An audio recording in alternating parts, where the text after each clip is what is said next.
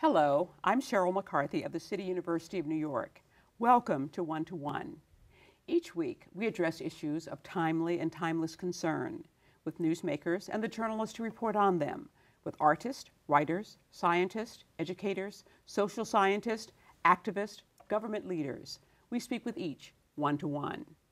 New Yorkers, both young and old, have spent many hours at the American Museum of Natural History. Those who spent their childhoods there remember the dioramas and the Hayden Planetarium and the yellow school buses that took them on those class trips every spring. Well, the museum has grown up since then, due in no small part to the dynamo who is its president. Ellen Futter was lured away from the presidency of Barnard College in 1993, and she has invigorated and expanded the museum's outreach with new exhibits, the Rose Center, and even master's degrees. Welcome. Welcome to you. I'm delighted to be here. I think probably, well, a lot of us anyway, remember you as the academic phenomenon who was the youngest person ever to become president of Barnard at age 29. And you were there for 13 years.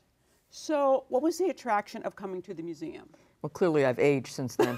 I think the attraction really was that it was sitting on top of all of the most important issues of our time, or certainly many of them. You know, not everybody knows us for our dinosaurs, but they don't always know that we have 200 research scientists on site, that there are collections of 32 million specimens and artifacts. And that's just the traditional collections. We have frozen tissue and reams of data, that there's the largest natural history library in the Western Hemisphere, laboratories, and really a superb group of expert educators. So there's a lot going on in addition to all the fantastic exhibitions. And that means really that our scientists and our educators are involved in crucial issues all over the world, and that's the environment, it's often health issues, it's things like energy, but major issues as well as just understanding, which is critically important, the history of life on Earth, which is a great specialty for the museum. So did you come there, when you came there, did you have a particular mandate?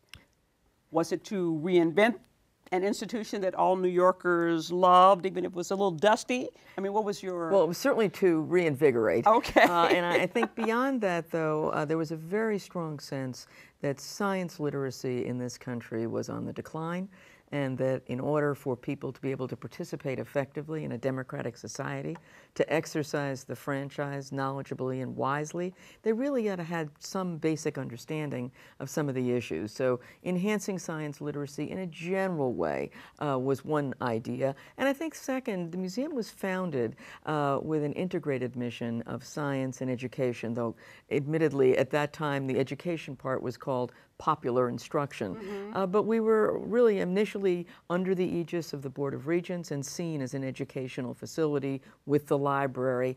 And the understanding was that we could beef up the educational side, that the science was long superb, remains superb, but we could do more in education. And in particular, museums traditionally were thought of as being places of informal learning when you came for a visit and saw a fantastic exhibition.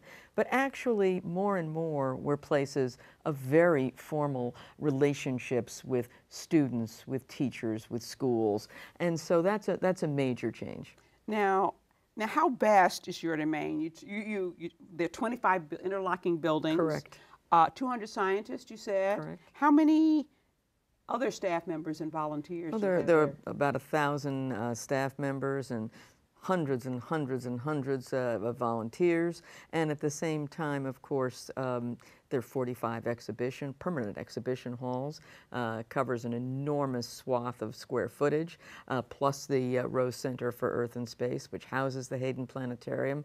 But that doesn't really measure the full impact and global sweep of the institution, because our scientists actually conduct field expeditions, roughly 120 plus, all over the world every year. And our exhibitions, which are quite fantastic, are traveling to venues globally, over 100 a year, sometimes on 6 continents. And so it's a very big global institution, as well as what everybody sees and I hope loves here in New York City. Now, when the museum opened, was there a growing interest in natural history and anthropology and all those things at that time? Is that what was going on? I think there was a growing interest in natural history, and it was also a moment of great birth and development in the city of New York. And so you have the bookends of the Metropolitan Museum of Art on one side of the park and the Museum of Natural History on the other, and that was very intentional by our founders. So what were the challenges that you faced when you came to the museum? What did you see as your initial challenges? Well, most of the challenges, and this is not always the case in life, but in this particular instance, most of the challenges were also great opportunities. We had this extraordinary set of collections, which are really a record of life on Earth. And that's an incredible predicate, the basis of which much of our scientific work is done today. We had phenomenally outstanding scientists. I knew we had extraordinary exhibition capacity. We are, after all, the place that the great dioramas were born. And even as we update them today and maintain their veracity and their long historical importance, these were great sources of inspiration and wonder for the general public about the natural world and life around them. So we knew we had that. And I knew we had much more capacity in education. So the trick was to bring all of that together. I used to say many years ago when I first got there that looking at science, exhibition, and education was sometimes like watching small children engaged in parallel play. So the trick was to bring them together and really achieve the full synergy of having these areas work together. And now, of course, we have another dimension that works its way into this formulation, and that's all the digital capacity, all the new media that lets us do more in an exhibition, but also more in education and even in science.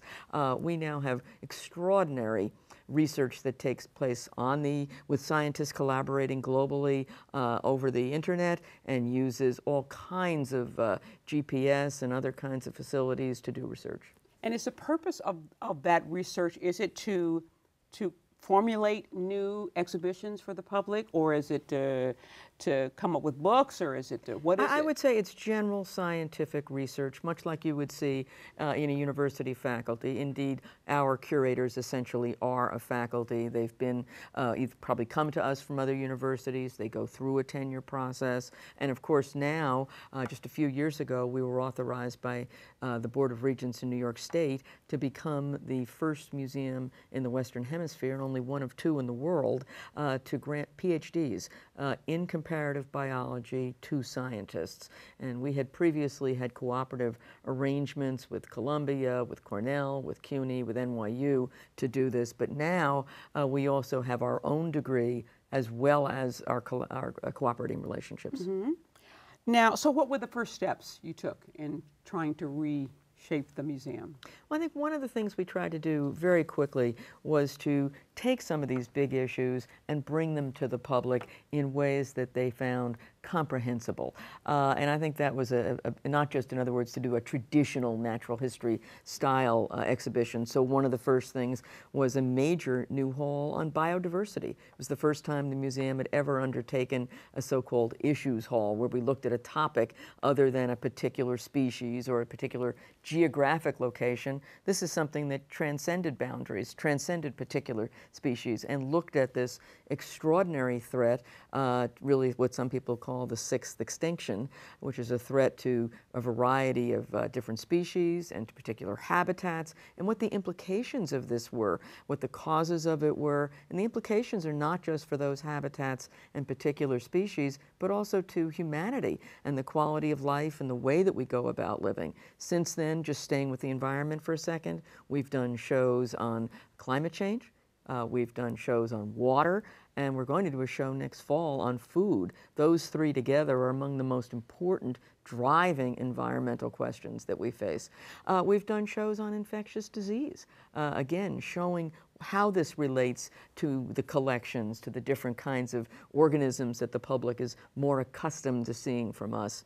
We've done important shows on culture, a fantastic show on Vietnam that represented the first cultural collaboration between the two countries since the Vietnam War, and I could go on. But changing the lens a little bit to focus not only on more traditional kinds of topics, but things that people say, I've just got to understand that. A show we did on genomics, and indeed we have an Institute for Comparative Genomics at the museum, which speaks to the research of our scientists.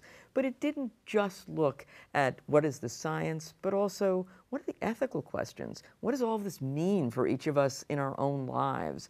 And we've done one other thing that I think has been kind of interesting. We've looked at shows on particular scientists, and much as an art museum might do. Yeah, Einstein, Darwin. for example. Exactly. And I'm looking at some of the other exhibits. The history of chocolate. Well, that was a personal favorite. No. Pearls, gold, the nature of diamonds, baseball as an American institution, the horse, Shackleton's expedition to Antarctica, the Silk Road from the Far East to the Middle East, which I saw.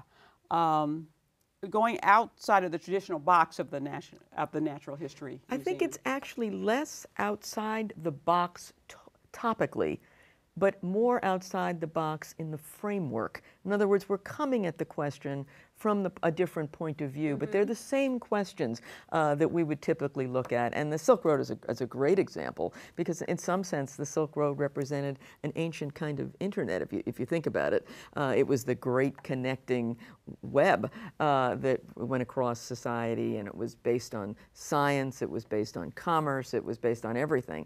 But it was an unexpected lens that we're bringing to the same kinds of questions, but I think it draws the public in, and certainly the public, as it votes with its feet, is in concurrence. Since today we have roughly 5 million visitors on site, which is many more than we used to. Is that's up from It's before? Up substantially. And of course the Rose Center and the new Hayden Planetarium all contributed to that as well, because that really reintroduced the study and the evaluation of life beyond Earth. We're going to take a short break. Then we'll be back with more with Ellen Futter, the president of the American Museum of Natural History. Welcome to the Solar Generation Road Trip. If you want to know how solar energy is working for America, you have to go out and ask America. We're talking to people from coast to coast who are using solar power every day. From a few panels on a homeowner's roof to large solar plants with enough utility power for a whole town. Solar energy is working for America now, saving us money, creating new jobs, and giving our world a brighter future. Welcome to the Solar Generation.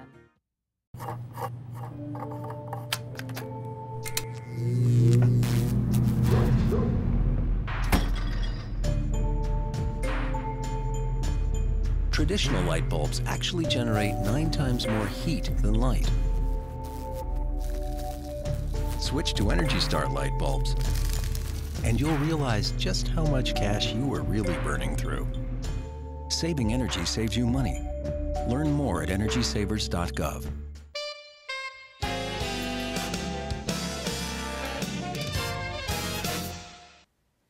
Welcome back to One to One. I'm Sheryl McCarthy of the City University of New York, and I'm talking with Ellen Futter, president of the American Museum of Natural History. What are the most popular permanent exhibits? Is it the dinosaurs? One would think that. Well, it's interesting that you asked. Now, I should say before I answer that I love all of my children equally. But I think that it's probably the case, or I know that it's the case, that certainly there are 3 that are always immensely popular. The dinosaurs are evergreen. I mean, they are inherently fascinating. They're awesome, and everybody loves them. The Hall of Ocean Life, the Milstein Hall of Ocean Life, with that great blue whale who hangs high above, is an extraordinary fascination for people. And since we've redone it and updated it, even more so. And the Rose Center for Earth and Space and the Hayden Planetarium are a knockout punch that people always go to. Now, how about of the special exhibits? What have been some of the most popular? Well, we've done a number of special exhibits on dinosaurs, and they've been hugely popular. A show that we did on genomics attracted around 500,000 people. And it's interesting because, you know, I think we probably conceived that show as something that was a vitally important topic to bring to the public, but didn't necessarily know that the public would sense that itself. 500,000 is a huge visitation. A show we did on mythic creatures that told both a story about life on Earth, but also the the relationship of it to culture and to myth, I think was an extraordinarily popular show that managed to weave a biological story and a cultural one. That's an opportunity we love because, you know, we're one of the very few natural history museums in the world that not only covers the biological sciences, but also anthropology and also astrophysics and the world beyond. And that's an unusual formulation that gives us extraordinary scope in our exhibition schedule. Now, the Natural History Museum has always been a place where parents would take their children and where schools take student groups. But, you know, I remember when I took I was a big sister, little sister for many years. When I took one of my little sisters to the Hayden Planetarium, it probably must have been 12 years ago, I remember it cost like $40 for the two of us, which seemed to me a little pricey. I remember when we went to see the butterfly exhibition, there was a separate fee for that in addition to the regular admission fee. And so I guess my question is, it would seem that might make it a little tough for parents who don't have a lot of money or who have a bunch of children. It's an excellent question. The museum is one of the museums in the city, and not all are, that is fundamentally on a pay-as-you-wish suggested fee for all of those 45 permanent exhibition halls that I mentioned to you a moment ago. When we do things that have exceptional cost for us, such as when you create space shows for the Hayden Planetarium, or in the case of butterflies, which not everybody may understand, is actually live butterflies. When we do certain kinds of things that are just that much more expensive, we do have an additional charge. On the other hand, 45 exhibition halls, plus the Hall of the Universe and the Hall of Planet Earth in the Rose Center itself, are all available. You can pay a penny or a dime, and we want to be I didn't know that. We want to be, well, it says it right up front, but so the up charges, so to speak, are just for those few special things that we have to do it for, and we wish it weren't so, but it's a world that we live in, and of course, not all the museums are suggested fee. A lot of museums are a fixed fee, both here in New York and all over the country. I imagine that there are some deep pockets who have made the museum their mission. Who are some of them, and how do you get them interested in supporting the museum? You know, we've had wonderful supporters, and our Board of Trustees has been at the top of the list. As I say this, of course, Fred and Sandy Rose, who made possible the Rose Center. I think of Richard Gilder, who made possible our graduate school, the Gilder Graduate School. I think of the Milstein family and the phenomenal Milstein Hall of Ocean Life, and I could go on and on. But they fall in love with the museum, or they come to us already having fallen in love with it. And I think the thing that's quite special is that people love different aspects. There are many people all over New York. In fact, when I first took the job, people would stop me and say, "It's my favorite place." And there's nothing nicer than starting it with an institution that everybody says, "It's my favorite place." Right. But other people said, you know, it's just a critical New York institution, and they have a wonderful sense of nostalgia. Many people are deeply involved with our scientific work. They are fascinated by it, engaged with the curators, and really they know how important this research is. And now increasingly people who care about our educational mission, because it's much more in the fore. So for example, we've just received authorization to be the first museum to offer a program that will yield a master's degree in teaching science. And we have a critical need in this country for better prepared science teachers. We need to empower them to be successful. And many people are deeply committed to this mission because we're really a new player in this area. And what it means is that instead of looking at education, particularly science education, where the gap is particularly acute, and saying, what can we do?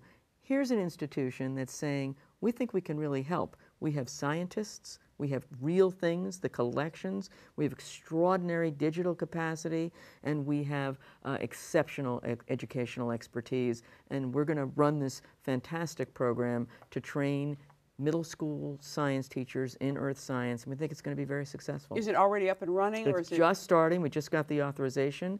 We'll be admitting our first students now, and the program begins this June.